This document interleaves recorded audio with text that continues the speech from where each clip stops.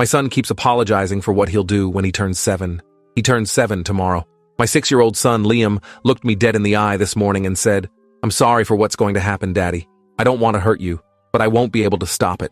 His voice was calm, matter of fact, like he was telling me what he wanted for breakfast. Then he went back to coloring his dinosaur picture like nothing happened. That was 8 hours ago. His birthday is tomorrow at 6:23 a.m., the exact minute he was born. My wife, Rebecca, thinks I'm overreacting, that Liam's just being dramatic because he's nervous about turning 7. But she wasn't there 3 months ago when he first started saying it. She wasn't there when he drew that picture. I'm David, and I need to tell you what's been happening to my son. Because tomorrow morning something terrible is going to happen, and I don't know how to stop it. I need you to understand that Liam has always been a normal kid. Sweet, funny, obsessed with dinosaurs and Lego sets. Never had imaginary friends, never talked about past lives or seeing dead people. Just a regular kindergartner who liked chicken nuggets and hated bedtime. The first time he said it was exactly 3 months ago, on a Wednesday morning. I was making his lunch for school when he walked into the kitchen and said, "Daddy, I need to tell you something important." The tone of his voice made me stop what I was doing. He sounded different, older somehow, like he was preparing to deliver bad news he didn't want to share. When I turn 7, something bad is going to happen. I'm going to hurt people. I don't want to, but I won't be able to control it. I'm sorry. Then he picked up his backpack and walked to the car like he'd just told me about a math test. I stood there with a half-made sandwich in my hands, completely frozen. Rebecca came in and asked what was wrong, and when I told her what Liam had said, she laughed. He probably watched something scary at Aunt Linda's house. You know she lets him watch whatever he wants. I wanted to believe that. Wanted to think it was just kid stuff, some creepy video he'd seen online. But something about the way he'd said it, the certainty in his voice, made my stomach turn. That night, I checked his iPad history. Nothing unusual, just dinosaur videos and Minecraft tutorials. I checked his school records, asked his teacher if anything weird had happened. She said Liam was doing great, making friends, participating in class. No behavioral issues whatsoever. I tried to forget about it, pushed it to the back of my mind. Kids say weird things all the time. It didn't mean anything, except Liam said it again the next week. We were driving to soccer practice when he suddenly said from the back seat, "It's in 89 days, Daddy. That's when I turn 7. That's when it happens." My hands tightened on the steering wheel. I asked him what he meant, what was going to happen. He just stared out the window and said, "I don't know exactly, but people are going to get hurt. I'm going to hurt them. I keep seeing it in my dreams."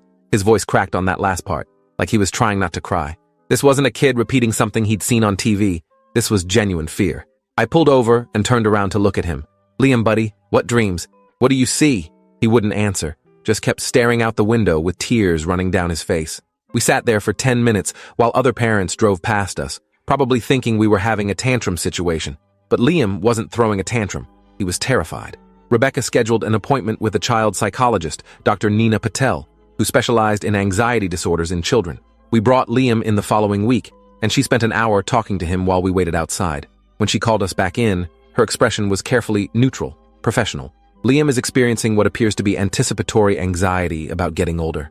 This is relatively common in children who struggle with change or have perfectionistic tendencies. He's created a narrative in his mind where turning 7 represents something scary, possibly because he's heard adults talk about the terrible 2s or the troublesome 3s and has internalized that as a pattern. She recommended weekly therapy sessions to address the anxiety and gave us strategies for reframing his thoughts about birthdays and aging. It made sense. It was a logical, scientific explanation. We started the therapy sessions. Liam went every Thursday afternoon, and Dr. Patel said he was making progress, opening up about his fears. She told us he'd explained that he was worried about becoming different when he turned 7, that he wouldn't be himself anymore. Classic childhood anxiety about identity and change. We felt better. We had a plan, except the dreams got worse. Liam started waking up screaming every night, drenched in sweat, crying about blood and fire and people screaming. Rebecca would hold him while I changed his sheets, and he'd sob into her shoulder saying, "I'm sorry. I'm so sorry. I don't want to do it."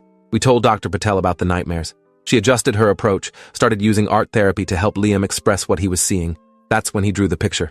I still have it, hidden in my office drawer where Rebecca won't find it. She thinks I threw it away. Dr. Patel showed it to us after a session, her professional composure slightly shaken. It was a crayon drawing, the kind any 6-year-old might make. Stick figures, a house, trees, a sun in the corner. Except the stick figures were on fire.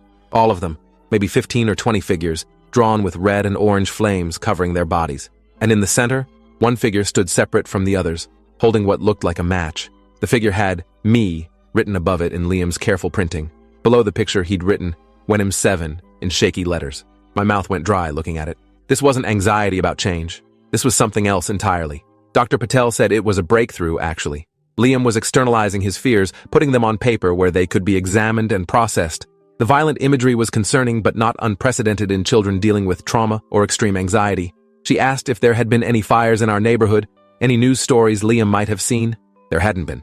Nothing that would explain why a 6-year-old would draw himself burning people alive.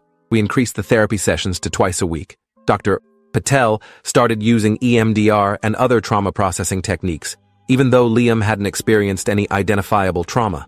She said sometimes children absorbed ambient stress from their environment, that maybe Rebecca and I were dealing with something we hadn't told Liam about, and he was picking up on it subconsciously. We weren't. Our marriage was fine, our jobs were stable, our families were healthy. There was no hidden stress for Liam to absorb, yet he kept apologizing for something that hadn't happened yet. 2 months before his birthday, Liam stopped sleeping in his own room.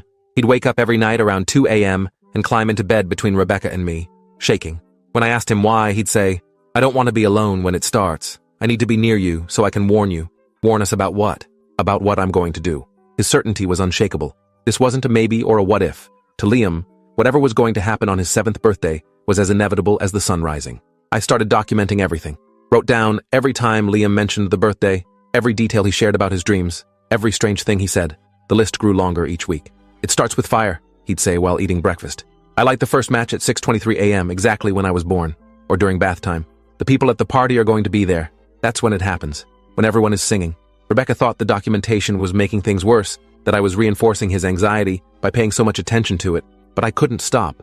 Something in my gut told me this wasn't just anxiety. A month before his birthday, I took Liam to a pediatric neurologist without telling Rebecca. Dr. Lawrence Kim ran an MRI, EEG, full neurological workup. Everything came back normal. No tumors, no seizure activity, no physical explanation for the dreams or the apocalyptic certainty about his birthday. Dr. Kim suggested a psychiatric consultation, thought maybe Liam was experiencing early-onset psychosis. I took him to Dr. Felix Hartman, a child psychiatrist who specialized in rare disorders. He evaluated Liam for 3 hours, administered tests I'd never heard of, asked questions that seemed to come from left field. His conclusion was unsettling. "Your son doesn't present with any psychiatric disorder I can identify. He's not psychotic, not delusional, not schizophrenic. He genuinely believes something is going to happen on his birthday, but his belief doesn't stem from disordered thinking. It's more like he's remembering something that hasn't happened yet." He paused. "Have you considered that Liam might be experiencing some form of precognition?" I laughed. Actually laughed in a psychiatrist's office. Precognition wasn't real. Kids didn't predict the future, especially not their own violent actions. Dr. Hartman didn't laugh with me. He handed me a card for a researcher at the university, Dr. Evelyn Cross, who studied anomalous childhood experiences. "I know how it sounds," he said carefully, "but your son is exhibiting a very specific pattern that I've seen in case studies. Children who have detailed, consistent premonitions about future events. Most of the time, nothing happens, and the child moves past it. But sometimes," he trailed off. I took the card. Didn't call the number. Went home and told Rebecca that the psychiatrist said Liam was fine, just going through a phase. She was relieved. I was terrified. 2 weeks before the birthday, Liam started talking about specific people who would be at his party. He named his classmates, kids from soccer, neighbors we'd invited. Then he named 3 people we hadn't invited, people Liam had never met. When I asked how he knew these people would be there, he said, "'Cause they're always there in my dreams. The lady with the red shoes, the man with the beard, and the teenager with the blue backpack, they're there when it happens." I checked our guest list. The only adult woman invited wore red shoes in her Facebook profile picture. My college friend Andrew had grown a beard since I'd last seen him. The teenager was our neighbor's visiting nephew who I'd mentioned to Rebecca but hadn't formally met. Liam shouldn't have known these details, couldn't have known them, unless he was actually seeing something. I called Dr. Cross. She agreed to meet with us immediately, said she'd had a cancellation and could see Liam that afternoon. Her office was in a research building on the university campus, filled with books about consciousness studies and parapsychology. She didn't look like a quack, didn't have crystals or tarot cards scattered around, just a serious woman in her 50s with decades of academic credentials framed on the wall. She talked to Liam for 2 hours while I waited. When she finally brought him out, her expression was grave. "Your son is exhibiting precognitive awareness of a future event. This is extraordinarily rare, but it does occur. In my 30 years of research, I've documented 11 cases of children having verifiable premonitions. Most involved car accidents or natural disasters. 2 involved acts of violence." My blood ran cold. What happened in those 2 cases? She hesitated. In one case, the event occurred as predicted. In the other, the family took extreme preventative measures, and the event was avoided. But the psychological cost to the child was significant. She explained that in the case where the event was avoided, The family had essentially kept the child under constant supervision, canceled the situations the child had predicted, removed them from any scenario where violence could occur. The premonition faded, but the child developed severe PTSD from the constant anxiety and restriction. What about the other case? The one where it happened? Dr. Cross closed her laptop. The child set fire to their family home on their predicted date. 3 people died. She let that sink in. But there were complicating factors. The child had been physically abused, had access to accelerants, was left unsupervised. Your situation is different. Was it, though? I told Rebecca everything that night. Showed her my documentation, played recordings of Liam's predictions, explained about Dr. Cross and the precognition research. She listened to all of it, her face getting paler with each detail. When I finished, she was quiet for a long time. Then she said, "We're canceling the birthday party." I agreed immediately. It was the obvious solution. If Liam's premonition involved a party with specific people present, we'd remove that scenario entirely. No party, no people, no opportunity for whatever violence he was seeing in his dreams. We told Liam the next morning that we were canceling his party due to an outbreak of flu at his school. His reaction was worse than the nightmares. He screamed, cried, begged us not to cancel it. "It doesn't matter," he sobbed. "It's not about the party. The party is when it was supposed to happen. But if you cancel it, it'll just happen somewhere else. I turned 7 at 6:23 a.m. whether there's a party or not." Rebecca held him while he hyperventilated, and I felt utterly helpless. Dr. Cross had warned us about this. She'd said that in cases of genuine precognition, attempting to avoid the event often made it worse, created a self-fulfilling prophecy where the anxiety and prevention measures actually triggered the predicted outcome. We were trapped. Cancel the party, and Liam's anxiety might trigger something else. Have the party, and we'd be deliberately creating the scenario he'd been dreading for 3 months. We compromised. Small family gathering only. My parents, Rebecca's mom, Liam's younger sister Sophia, who was 3. No friends, no neighbors, no one from Liam's dreams. We'd stay home, keep everything controlled and monitored. Dr. Cross agreed to be on call throughout the day. Dr. Patel prescribed mild anti-anxiety medication for Liam, something to keep him calm during the birthday morning. We had a plan. We were prepared, except Liam got worse. 1 week before his birthday, he stopped eating, said his stomach hurt, that he felt sick thinking about what was coming. Rebecca took him to the pediatrician 3 times. Physically, he was fine. Psychologically, he was falling apart. He'd lost 6 pounds, stopped playing with his toys, barely spoke except to apologize. "I'm sorry, Mom. I'm sorry, Dad. I love you. I don't want to do this." The apologies were constant, heartbreaking. 5 days before his birthday, I found Liam in the garage looking at the gas cans we used for the lawnmower. He wasn't touching them, just staring. When I asked what he was doing, he said, "Checking if they're here. They're supposed to be here. Everything has to be exactly right for it to happen." I moved every flammable substance in our house to a storage unit that day. Gasoline, lighter fluid, charcoal, even matches and lighters. If Liam's premonition involved fire, I'd remove every possible ignition source. Rebecca thought I was going too far, but she didn't stop me. The house became a fortress of prevention. We installed cameras in every room. Rebecca took leave from work to monitor Liam constantly. I slept in 3-hour shifts, so someone was always watching him. We were exhausted, paranoid, running on pure fear. 3 days before his birthday, my mother called. She'd developed sudden chest pains and needed to go to the emergency room. Rebecca's mom had fallen and sprained her ankle badly. Both of them apologized profusely, said they wouldn't be able to come to Liam's birthday gathering. The timing was suspicious, too convenient, like the universe was arranging pieces on a board. That night, Liam seemed calmer. He ate a little dinner, played with Sophia for a few minutes. Rebecca and I allowed ourselves to hope that maybe the worst was over. Maybe the premonition was fading. We were fools. At 2 a.m., I woke to Liam standing beside my bed.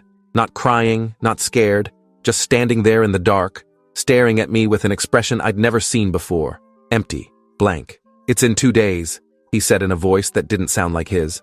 "I just wanted to say goodbye while I'm still me. After tomorrow, I won't be Liam anymore.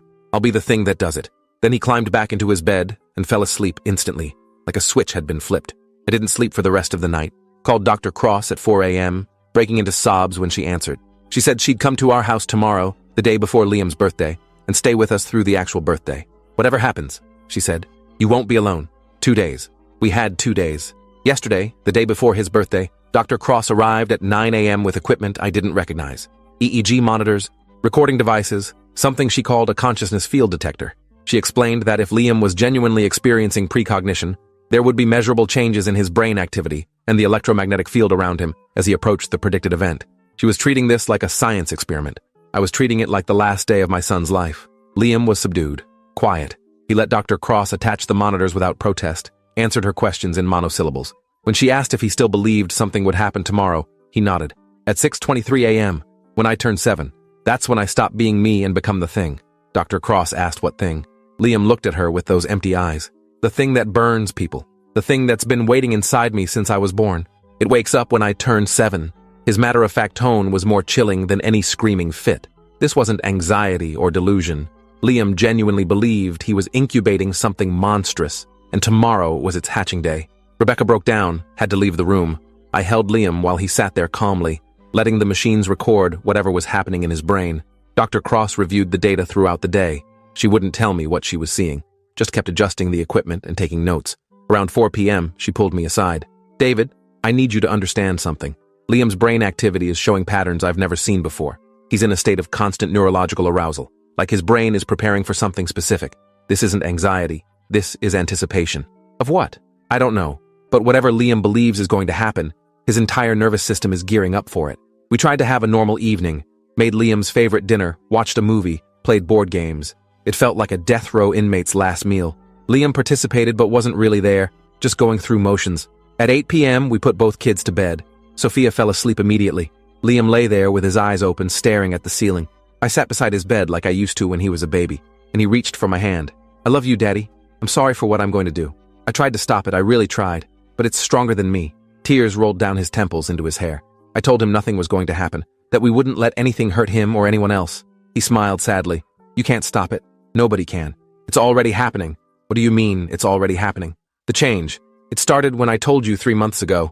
Every day since then, I've been becoming less Liam and more the thing. Tomorrow morning, the thing will be in charge. I'll just be watching from somewhere inside, screaming." He closed his eyes. "I'm tired of fighting it, Daddy. I just want to sleep." He was asleep within minutes, and I watched the monitors Dr. Cross had set up. His brain activity spiked and dropped in patterns that looked almost rhythmic, like breathing, like something was waking up inside him. Dr. Cross, Rebecca, and I took shifts watching Liam through the night. At midnight, Rebecca went to sleep for a few hours.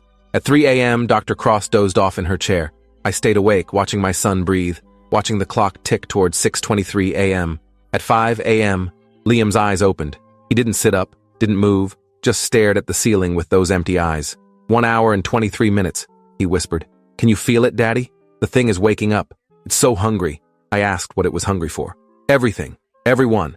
It wants to burn it all down and start over. That's what it was made for." His voice was completely flat, emotionless. Not Liam's voice anymore. I shook Dr. Cross awake, told her Liam was talking. She rushed over with her equipment, started recording everything. Rebecca stumbled in, saw Liam's expression, and started crying. We all stood around his bed like mourners at a funeral, waiting for 6:23 a.m. At 6 a.m., Sophia wandered in, rubbing her eyes. "Why is everyone in Liam's room?" She climbed onto the bed and snuggled against her brother. Liam didn't respond, just kept staring at the ceiling. The clock ticked. 6:10, 6:15, 6:20. I could hear my heartbeat in my ears. Dr. Cross was murmuring into a recording device. Rebecca was praying. At 6:22, Liam sat up. Sophia giggled, thinking he was playing. He turned to look at each of us, and his eyes were different. Not empty anymore. Burning. 6:23 a.m. Nothing happened. Liam blinked. The burning look faded. He looked around, confused. Did it happen? Did I hurt someone? We all shook our heads, too stunned to speak. Liam's face crumpled. But I felt it. I felt the thing take over. I felt... He touched his chest. "It's gone. The thing is gone." Dr. Cross checked her equipment, her hands shaking. "Whatever was there, whatever was building up in your neural pathways for 3 months, it dissipated at exactly 6:23 a.m., like it was released or exorcised or..." She trailed off, staring at her screens. "This is impossible." We spent the next hour in stunned silence. Liam ate breakfast, played with Sophia, acted completely normal for the first time in 3 months. The darkness that had been hanging over him was just gone. Rebecca kept touching him like she couldn't believe he was real. I called my parents, told them Liam was okay, that the crisis had passed. I couldn't explain what the crisis had been. By noon, it felt like we'd all woken up from the same nightmare. Dr. Cross packed up her equipment, promised to call us with her analysis once she'd reviewed the data. She looked shaken, like something fundamental about her understanding of consciousness had been challenged. That night, we had a small birthday celebration, just cake and presents. Nothing elaborate. Liam was happy, genuinely happy, laughing at Sophia's silly jokes and thanking us for his gifts. It was over. Whatever had been building inside him was gone. We'd survived. Except 3 days later, I got a call from the police. There had been a fire at the community center downtown. It started at 6:23 a.m. on the morning of Liam's birthday. 15 people were there for an early morning AA meeting. All of them died. The fire inspector said it was arson, that someone had set multiple ignition points using accelerants. The security cameras caught footage of a figure in dark clothes and a mask, but no identification was possible. The only strange thing was that the arsonist seemed to know exactly where everyone in the building would be, which exits would be blocked, which rooms would trap people. Like they'd planned it with intimate knowledge of everyone's movements. Like they'd been dreaming about it for months. I hung up the phone, walked to Liam's room.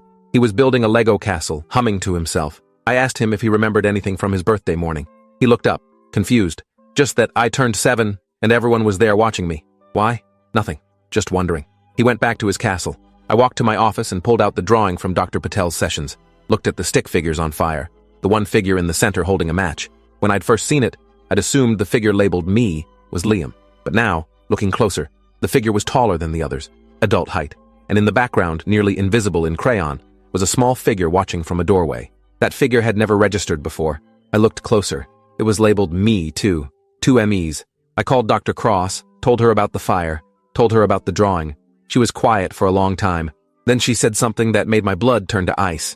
David, what if Liam wasn't predicting what he would do? What if he was predicting what would happen when he turned 7, the event his consciousness was entangled with? What if something else was always going to do this, and Liam was just tuned into it because it was connected to his 7th birthday somehow? She paused. What if by preventing Liam from doing it, we didn't stop it? We just made sure someone else did it instead? The line went dead. I sat there holding the drawing, staring at the 2 figures labeled me. One doing the burning, one watching it happen. Both Liam, both true. That night, I dreamed about the fire, saw the faces of the 15 people who died. When I woke up, Liam was standing beside my bed again. Daddy, he whispered, I keep having this dream. There's a fire and people are dying, and I'm supposed to be there. I was supposed to stop it, but I didn't. Why didn't I stop it? I pulled him into bed with us, held him while he cried. Rebecca woke up, heard him crying, held both of us. We didn't tell him about the real fire. Didn't tell him that 15 people died at the exact moment he turned 7, in exactly the way he'd been predicting for 3 months. 3 weeks later, they arrested someone for the arson. A man named Gerald Coughlin, 34, who'd been attending the AA meetings. He confessed immediately, said he'd been planning it for months, that he'd started having dreams about burning the building down exactly 3 months earlier. Said he didn't know why, didn't have anything against the people there, just knew he had to do it at exactly 6:23 a.m. on that specific date. The prosecution psychiatrist diagnosed him with a psychotic break. Dr. Cross called me when she heard about the arrest. The dreams started at the same time Liam's did. Whatever consciousness event was building, both of them were tuned into it. Liam was just more aware of what he was seeing. So Liam was right. He was seeing the future. He was seeing a future, but not his future.